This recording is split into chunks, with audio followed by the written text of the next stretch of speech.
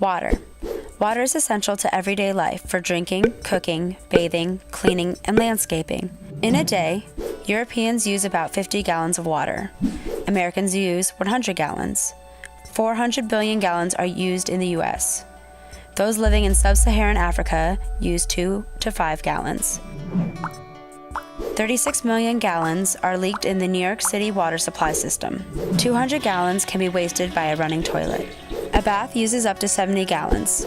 A shower uses 10 to 25 gallons. 1 drip per second can become 30,000 gallons per year. More than 25% of bottled water comes from the same place as tap water, a municipal water supply. Drinking 8 glasses of water a day from water bottles will cost up to $1,400 over a year. Drinking from the tap will cost about 50 cents per year. 55 to 78% of a human's body weight is made up of water. 97% of water is salt water.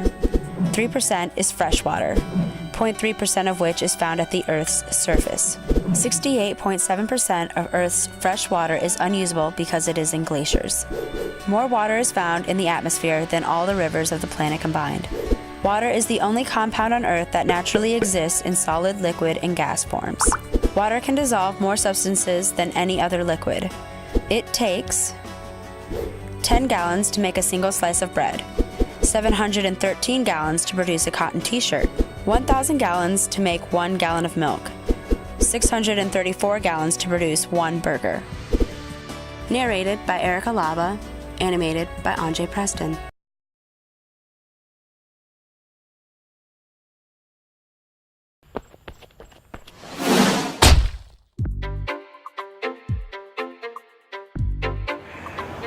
Good old water.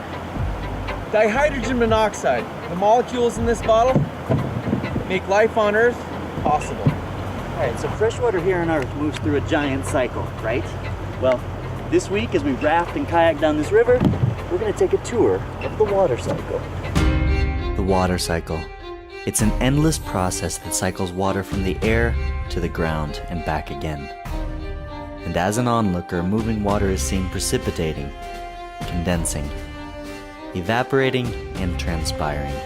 And every step of the process works because the others precede it. So let's begin our journey. Let's start with water vapor. That means water that's in the air. There's a simple way to prove that water is in the air by taking a bottle of ice water. Pretty soon, water will start to form on the outside of that bottle.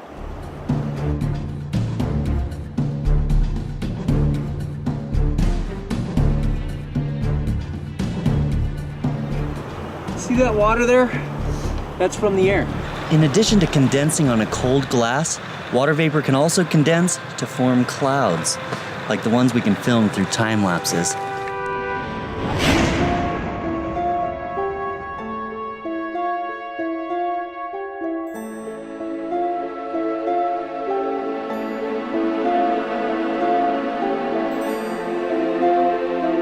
The water molecules join together into droplets, which eventually become so heavy they fall as rain or snow. The rain and snow melt either sinks into the ground or flows on the surface until it reaches a stream. And eventually the streams join into a river.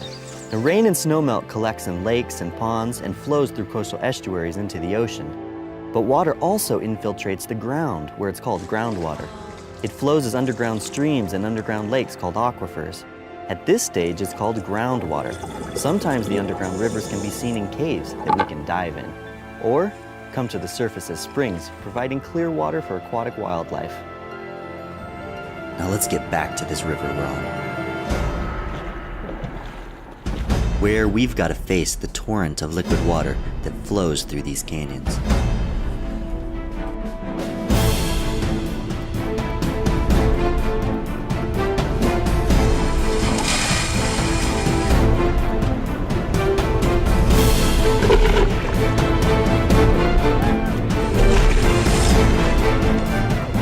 So how does the water that's found in places like this river get into the air to form clouds and rain? Well, it's called evaporation. Which is actually kind of like the opposite of condensation. You see, water evaporates from the soil and from every body of water, including the surface of this river. But water doesn't only evaporate from large bodies of water like the ocean. It also evaporates from things like this water bottle.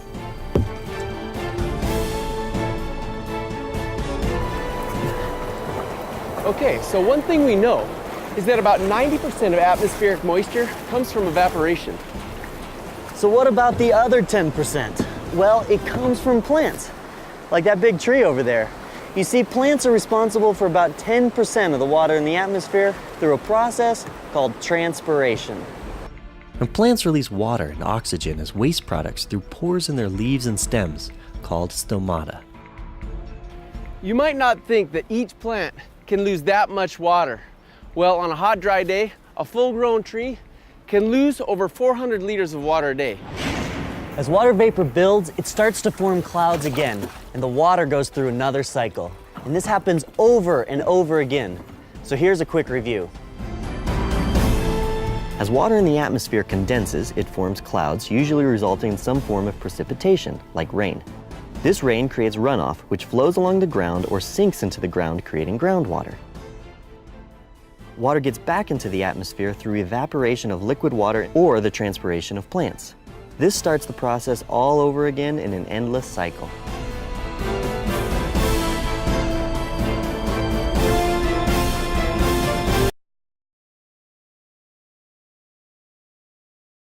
Access to fresh water is one of the largest drivers of creating a modern society. But what allows everyone access to seemingly endless supplies of potable water? It depends on where you live, but chances are behind your tap, there's a municipal water treatment plant. There are two main types of water treatment plants: drinking water or wastewater plants. We'll be focusing in on drinking water plants here, but if you'd like to learn about how wastewater is treated, you can watch the video linked in the upper right here. The question still remains, how exactly does one treatment plant take dirty river water or well water and turn it into water that is safe to drink? It involves a lot of processing, using chemicals, filters, and removing all of the toxins and hazards from a given source. The entire process starts with something called coagulation and flocculation. All drinking water has to come from somewhere, usually being freshwater lakes, rivers, wells, or streams. In these water sources, there's going to be some amount of sediment as well as organic materials in the water. These particles of sand, bacteria, dirt, wood, etc., they all have to be removed before the water can be sent out to city residents. To do this, chemicals called coagulants are added to the water. These chemicals, such as aluminum sulfate or ferric chloride, work to help the particles in the water congeal together. Essentially, these chemicals have the opposite charges of suspended solids, like clays or silts. When combined, the charges of the particles are neutralized, allowing for them to stick together. Coagulants are often added to the water right at the inlet of a drinking water plant, where the water then goes into mixing basins called flocculation basins. In these basins, the solution of water and coagulant will slowly be mixed together to form what are called floc particles. After mixing for a set amount of time determined by water quality in the flocculation basins,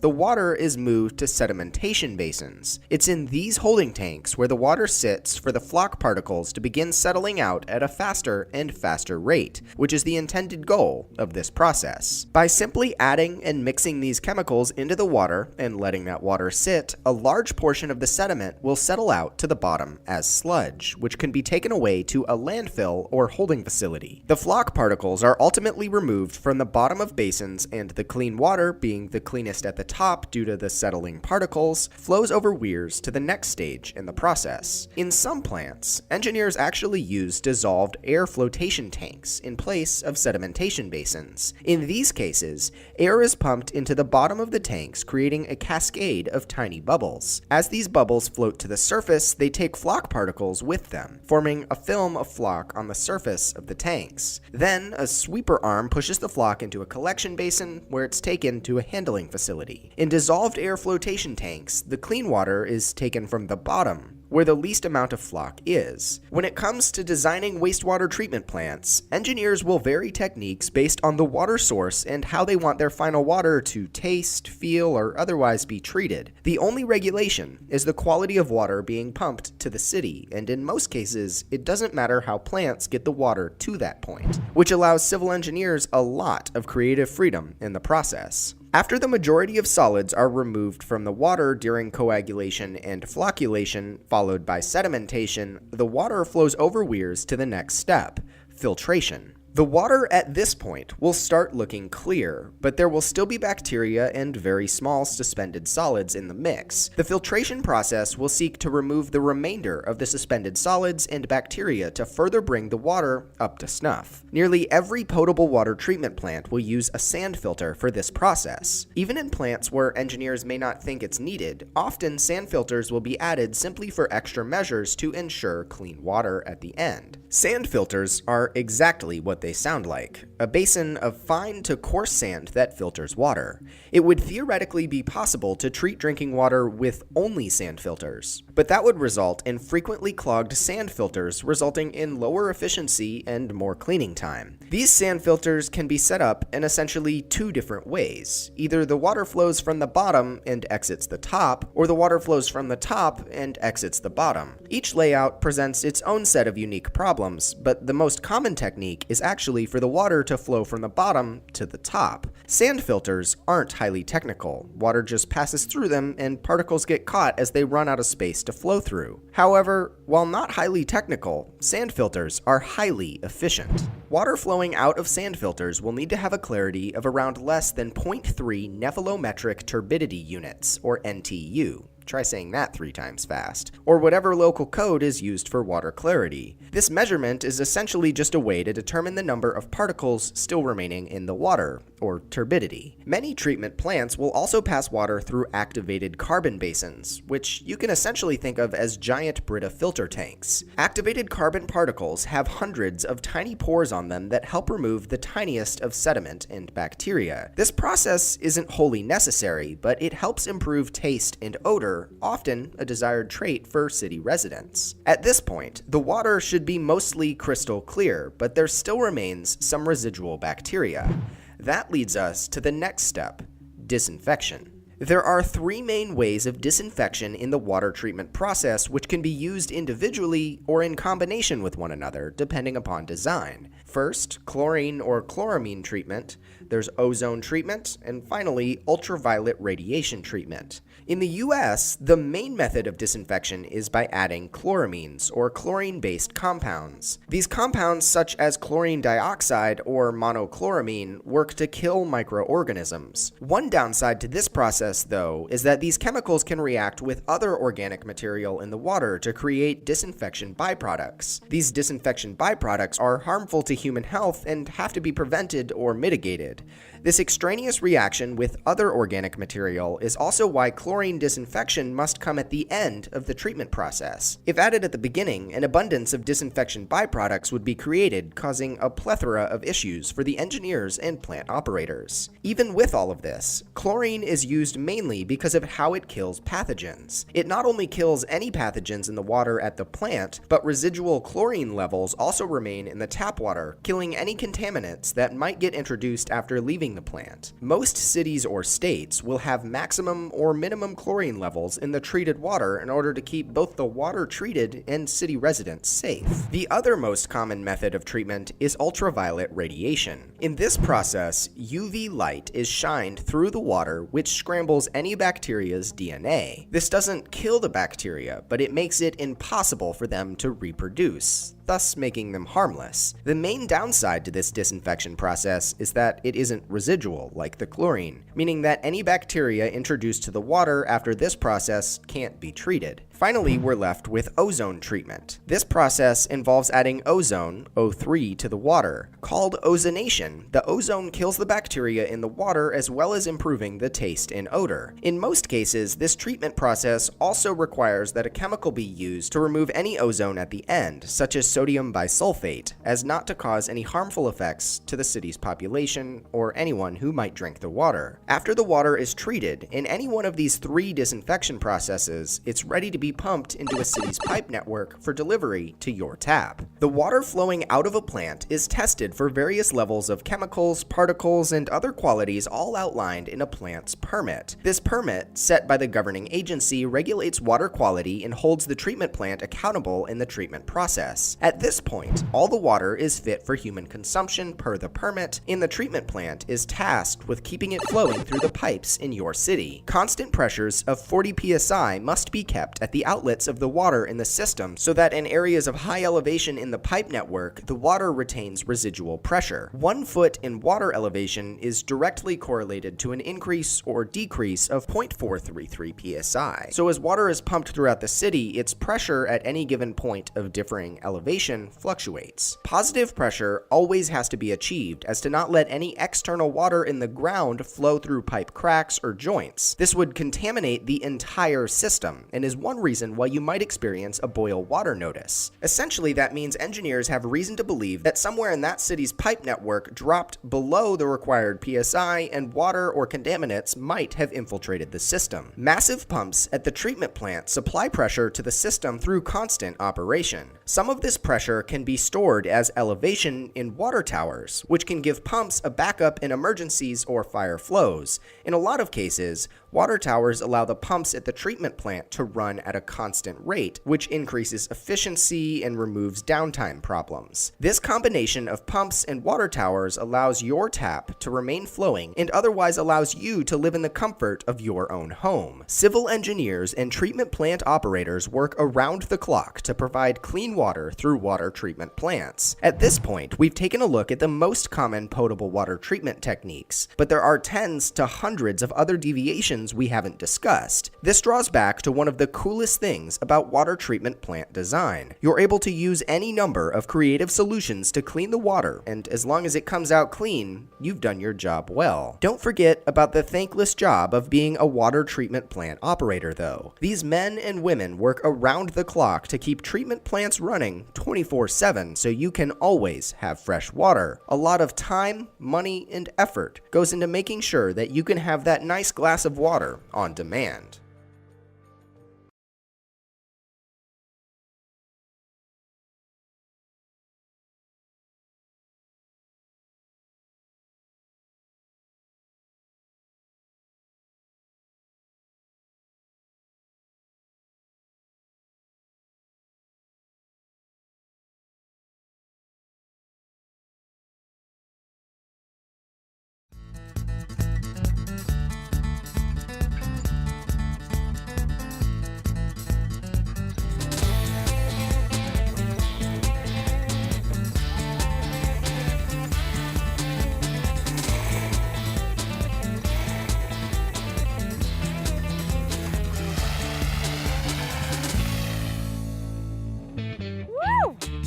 Amazing.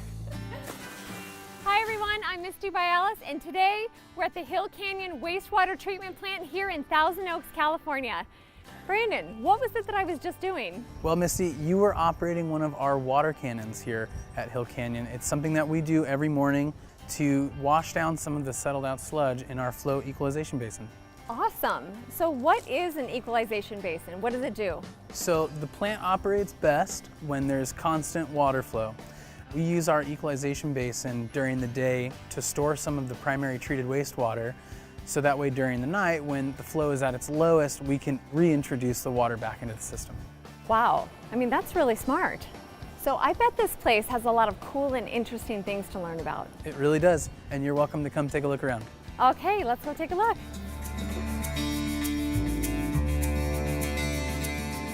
Built in 1961 and operated by the City of Thousand Oaks, Hill Canyon processes over 8 million gallons of raw wastewater per day and keeps our environment clean and safe through some pretty smart and scientific processes. Maintained by a small army of state-certified operators, laboratory chemists, mechanics, instrumentation technicians, and administrative staff, these people make sure everything is done by the book and meets state and federal standards, ensuring environmental excellence and conservation. But that's not all. What makes this plant so unique is the fact that it's energy self-sufficient and a leader among facilities of its kind in the United States. How do they do it? I'm glad you asked. We'll get to that in a moment, but first, let me catch you up to speed on what a wastewater treatment facility does and how they do it. Hill Canyon operates 24 hours a day, 365 days a year, purifying all the dirty water flushed down toilets and poured down sinks from homes and businesses in Thousand Oaks. Using mostly gravity and just a few pumps, the raw wastewater flows through pressurized pipes called a force main into the site's headworks junction for initial separation. Items like toilet paper are designed to dissolve in water so they are already broken up before they reach the facility. So this is the headworks. These are our step screens here. These screen out preliminary debris that comes into the plant through the sewage line. So this material gets pulled out of the water where it travels via conveyor to our wash press that we have outside. All of the organics are washed off and then it's compressed and sent to the landfill. What's a no-no when it comes to flushing? And what are some of the things that you see coming in that we should never put down our drains? We see a lot of baby wipes, whether they're flushable or not, hygiene products, other plastics, even towels can make it down. Obviously rocks aren't any good, grease, not so good for the lines, they can cause blockages. But really, the worst thing that you can put down is the pharmaceuticals. The pharmaceuticals can make it through our whole system, and even trace amounts can make it out into the effluent of the plant, where it can be harmful for the environment and our users downstream. So what would they do with those pharmaceuticals if they didn't put them down the toilets? A good place to take them would be the local sheriff's office. Okay. Yeah. Okay. Well, that's definitely good to know, I think, for a lot of us. So what are some of the stranger things that you see? Well, we've seen a goldfish or two make it down, even electronics, cell phones, stuff like that. But if you lose any jewelry, don't come looking because you probably won't find it. It's kind of like a needle in a haystack. Next, the wastewater flows into aerated grit chambers, where finer materials not caught by the screens are separated by coarse air bubbles that allow the sand, coffee grounds, or eggshells to fall to the bottom, which then are pumped out. The wastewater then flows to the primary clarifiers.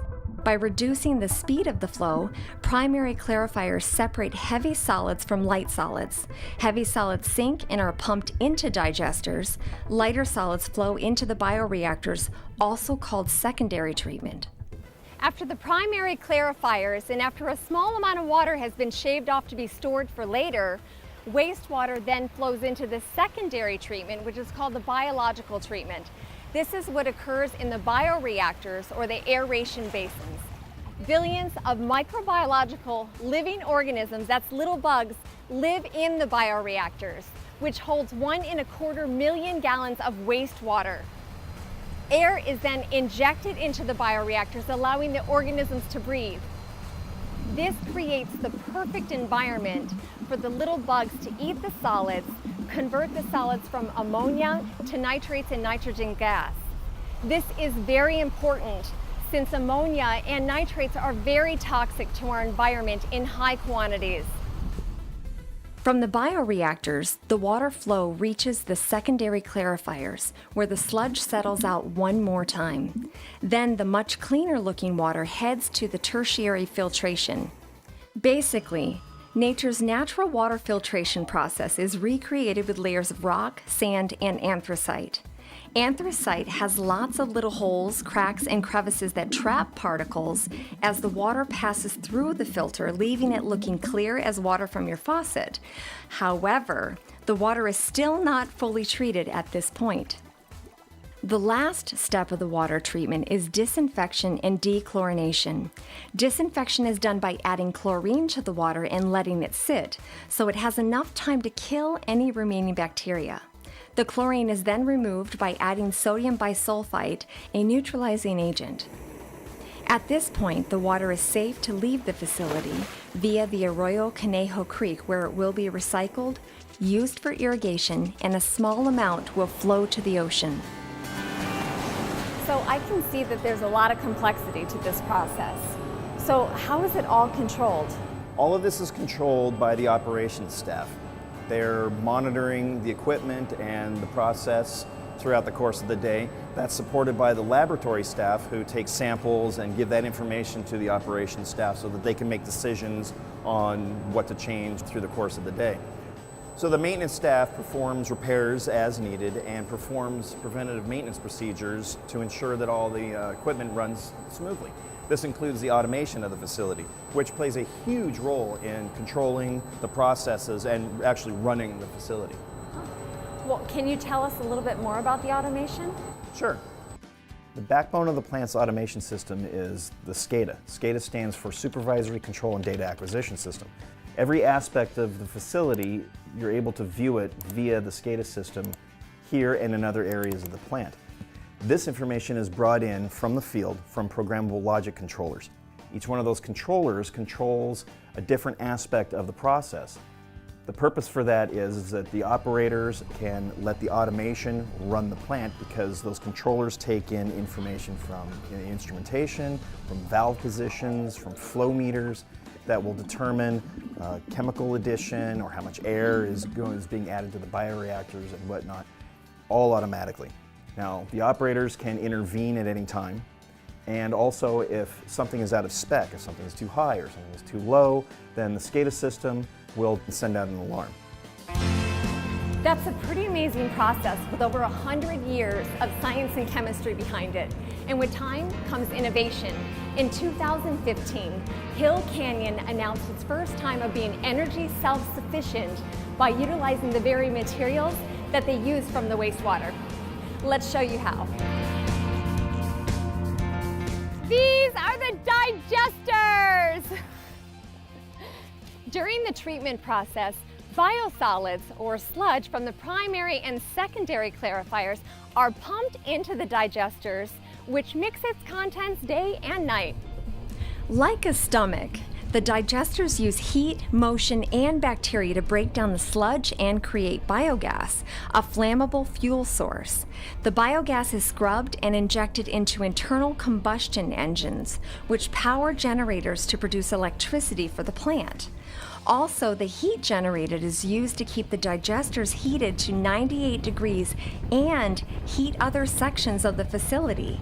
This process of creating heat and electricity is called cogeneration.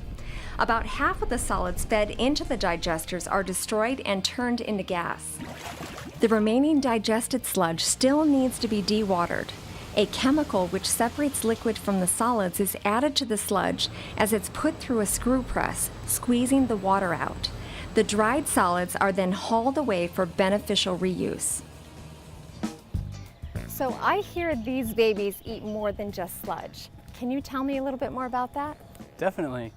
So in addition to the sludge that's produced during the normal wastewater treatment process, the city also accepts fog from businesses and restaurants. What does fog mean from the restaurants? So fog is fats, oils, and greases. It's usually produced when you cook at the restaurants. And what happens at that moment? When that stuff gets in the digesters, the microorganisms in the digesters go crazy and they consume it and produce a lot of gas. So that's how Hill Canyon becomes energy self-sufficient. Definitely. So with more gas production comes more electricity. So how does the fog get here? The city has agreements with private haulers to safely transport and offload the material into our fog system. Okay, so that's the process. We rock and roll, bugs get fed, and that's it. That's it. With 2,783 solar panels and the clear sunny skies of Southern California, Hill Canyon is able to generate the remaining energy necessary to power its pumps, blowers, meters, lights, and other equipment. Between both the solar panels and the cogenerators, the power that the facility uses is renewable and saves the residents over $300,000 in energy cost each year. So how much power is required here at Hill Canyon, and how much of it is used by the solars? So our demand is about 650 to 750 kilowatts every hour. And it used to be about a megawatt, so we're down significantly from that. But basically about 25% of that is from our solar power and the other 75% by cogen. But keep in mind the sun doesn't shine at night, so that's really taken over a full 24 hours in a day.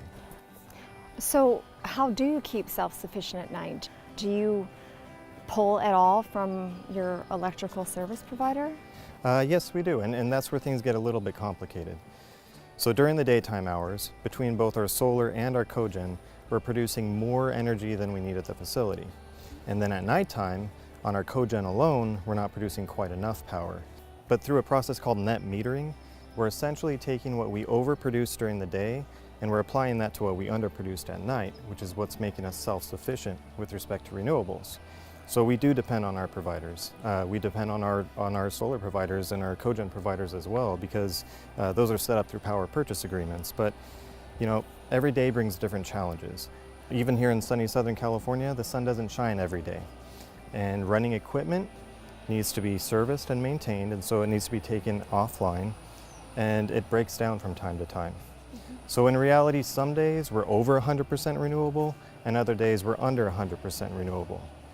The real challenge, Misty, is sustaining that renewable energy production over long periods of time, and we're constantly working with our staff and our energy providers to optimize that. This is really amazing what Hill Canyon has accomplished so far. Is this it? Or do you see any new innovations for Hill Canyon in the future? Yeah, this is definitely not it. I mean, innovation is at the forefront of everything that we do. We're constantly working to make our process better and more efficient, and technology is constantly advancing and paving new paths. Maybe something like advanced water purification for potable reuse, whether that be direct or indirect, or maybe we take our biogas and we turn it into natural gas, or figure out a better way to reutilize our biosolids. You know, maybe we go down these paths, but then again, maybe we don't. It all depends. I mean, what we're really here for, what our main purpose is, we're here to serve our citizens and to do whatever it is that's best for our community. Well, I have to say I'm very excited to see what's coming up next for Hill Canyon with so many new or different paths we could take. Thank you so much, and thanks for having us here today to get all this information. You're very welcome.